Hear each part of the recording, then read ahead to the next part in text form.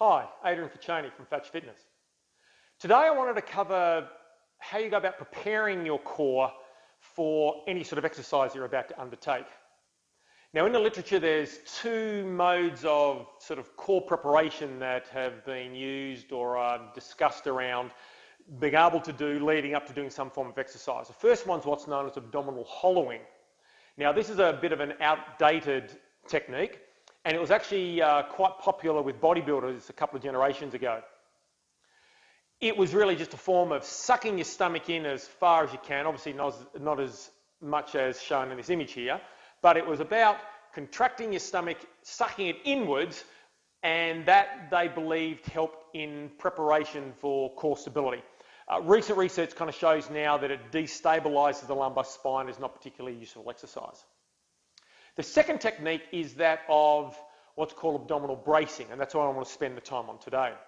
So abdominal bracing is aimed at trying to increase what's known as intra abdominal pressure. Now this is an absolutely key principle and technique and strength that you need to develop through your core if you want to get a really highly functional core with any activity that you wish to do. So what is intra abdominal pressure?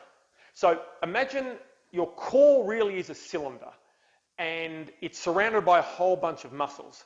Now, if you're able to contract those muscles extremely hard and compress the space inside your torso, your core, the more you press in, the more pressure is pushed out, and that generates a high level of pressure and stability through that particular region. Now, an example I like to use is to use the good old-fashioned party balloon. Now, if we look at this end of the party balloon and we imagine that you've got really poor core stability and in particular intra-abdominal pressure, that's a bit like having this part of the balloon here where it's just unable to provide any level of support and it gives way and it bends really easy and it's just rubbish. That's what happens if your core is not particularly strong. You just have no level of support. But if we look at this end of the balloon, which has now got a high level of pressure inside, you see it's now actually quite stiff and fully able to support itself. This is the equivalent of what's going on in the actual torso.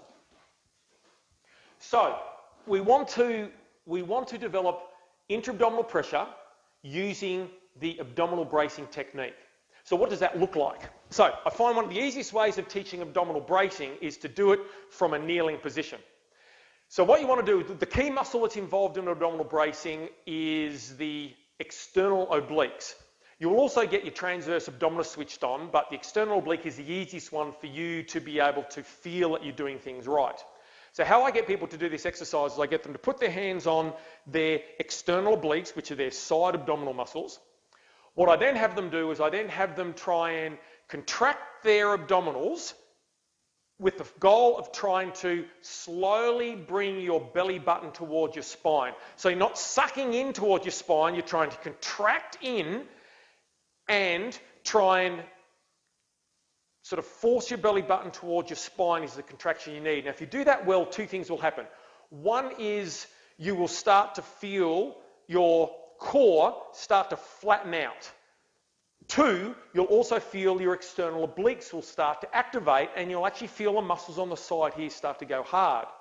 Now, if you can't do that, and I have a number of clients that just when we started had no idea how about going to switch their obliques on and create this abdominal bracing technique, get them to cough.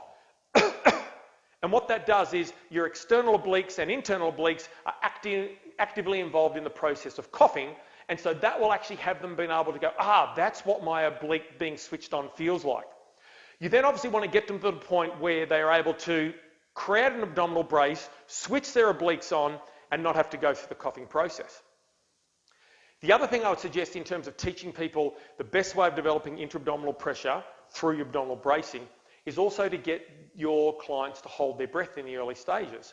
Now, why is that important? If I take a breath in, I force my diaphragm down, and it's just another pressure that helps to increase the intra-abdominal pressure through this torso region. So you take a breath in, then you do your abdominal brace.